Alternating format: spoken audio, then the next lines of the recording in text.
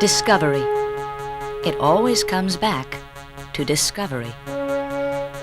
In 1933, Carl Jansky, a Bell Laboratories scientist, discovered the center of our galaxy. Jansky was working to conquer the problem of shortwave radio noise at the labs in Holmdel, New Jersey. Using a custom-designed antenna, he measured the levels of static in the atmosphere. After months of investigation, Jansky determined that the hiss he heard came from the center of our Milky Way. Although no one knew it at the time, it was the beginning of a new field of study, radio astronomy. That's the way it's been at Holmdel, then and now. For more than 50 years, Holmdel has been the setting for new developments, discoveries, and applications of technology in telecommunications. Since 1962, this work has been done in this immense, dynamic building. 20 years. It seems a fitting time to celebrate the life of Holmdel, to look at Holmdel through the years, because Holmdel now is a reflection of Holmdel then. The experience at Holmdel began in 1929. Initially, researchers worked making shortwave radio a practical means for long-distance communications. In fact, the work that Harold Friss and his colleagues did ultimately changed much of the world's thinking about radio. Holmdel through the 30s was an exciting and highly charged atmosphere as researchers and scientists imaginatively looked for problems to solve, questions to answer. Fundamental work essential to improved communications was pursued at Holmdel. This work continued through the 40s and 50s in buildings that, for the most part, had been built in the 30s. Something had to change. It did. Partially in response to the increasing demands of the telephone business, Bell Laboratories decided to construct a major development center in Holmdel. A Bell Labs committee developed criteria that the new building design would have to meet. The unanimous choice was a design by the noted architect Eero Saarinen. Construction began in 1959. Saarinen's design incorporated Bell Laboratories' requirements and went a few steps further. Based on his research, Saarinen decided that the offices and laboratories would use interior building space and be windowless. The size of an individual lab would be flexible, allowing for the most efficient use of space. The common service facilities, such as the library, medical, restaurant, computer, and reproduction services, would be centrally located. And the design, 4 buildings sharing common roof and outside walls, would create a striking center court. Occupancy was scheduled for early 1962. While construction progressed, so did research. Holmdel was once again in the news. The first echo balloon test took place on August 12, 1960. It was a total success. A very sensitive horn antenna at Crawford Hill, where operations had moved during construction, picked up the message, "This is President Eisenhower speaking," bouncing off the Echo satellite. Communication via satellite had begun. The building was nearly complete. In late '61, the first support staff groups moved to the new Holmdel. Included were the mailroom, stockroom, and restaurant staffs. The building began to breathe. The stage was set. The move began. In all endeavors, there comes a moment of truth. All the planning, research, and studies resulted in a stunning new building. A new era had begun at Holmdel. At Crawford Hill, there was another advancement in satellite communications. Telstar, an active communications satellite, was launched and began to receive, amplify, and retransmit messages. These signals, both voice and data, were received at Crawford Hill from the Andover, Maine ground station. It was a major breakthrough in telecommunications.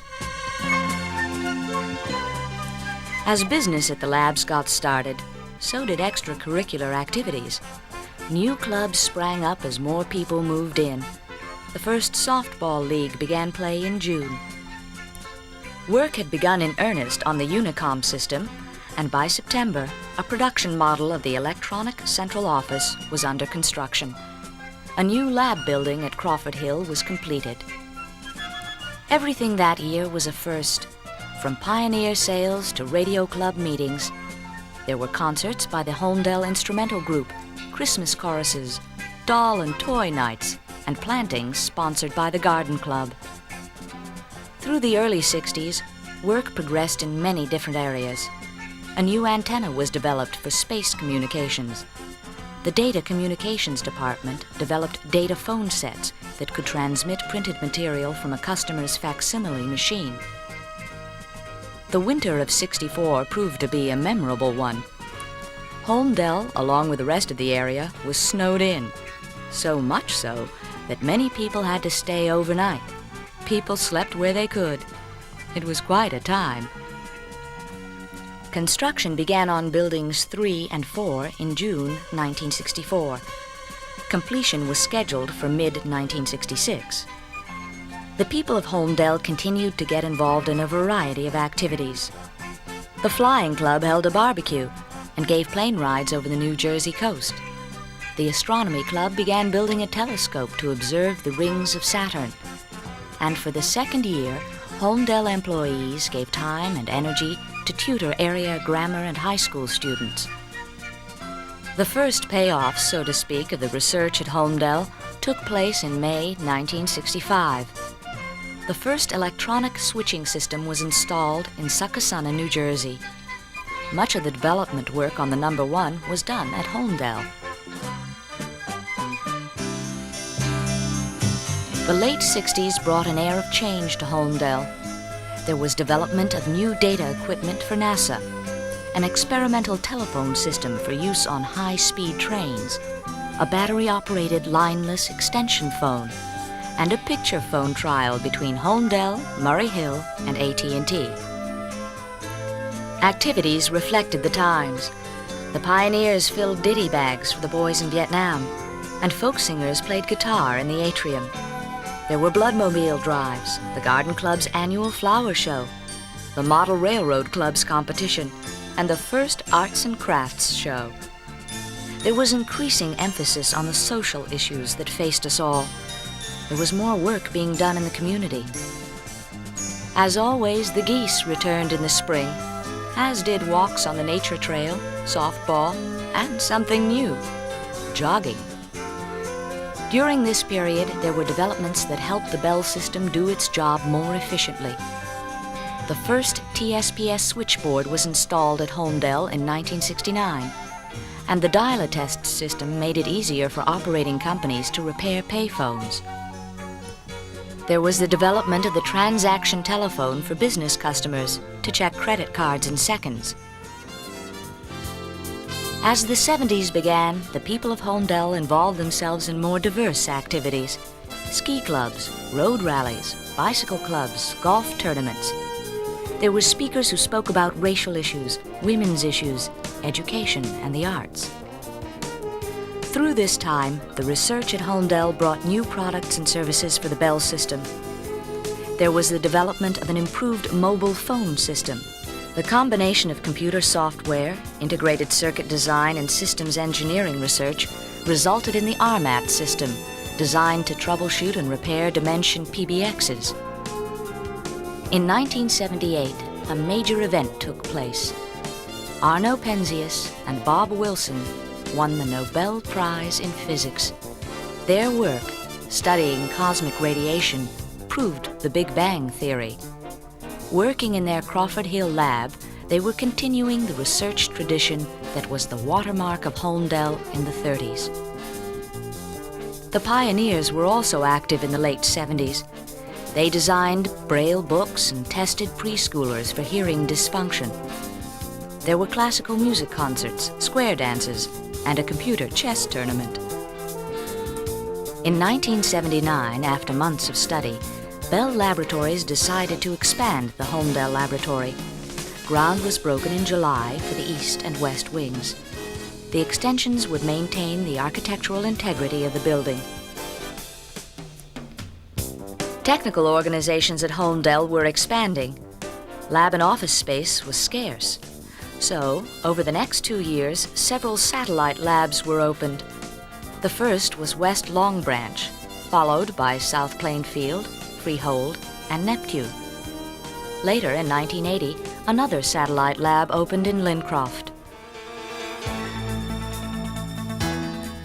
The watchwords for the 80s were competition and deregulation. Bell Laboratories entered the decade clearly on the leading edge of telecommunication research. There was the development of a high-speed integrated circuit, the digital signal processor.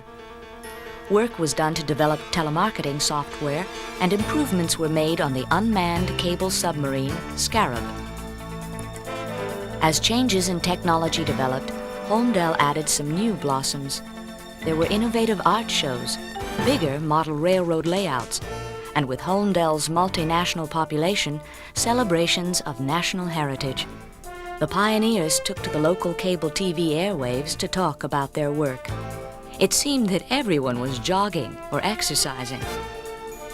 Through all of this, construction continued.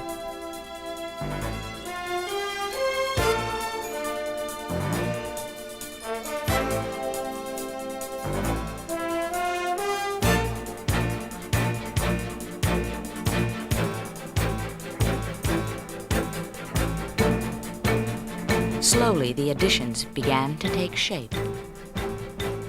The expanded Holmdel is now nearly complete. The adventure is 20 years young. It has been an incredible time, with more yet to come. The next few years could be the most interesting in Holmdel's history. Cafeteria conversations speculate about what may be ahead. It's not polite to eavesdrop, so here's a look at the new cafeteria and conference center. There will be changes ahead, but regardless of what the future may hold, Holmdel will continue to do what it has always done: thrive, change, challenge, and achieve.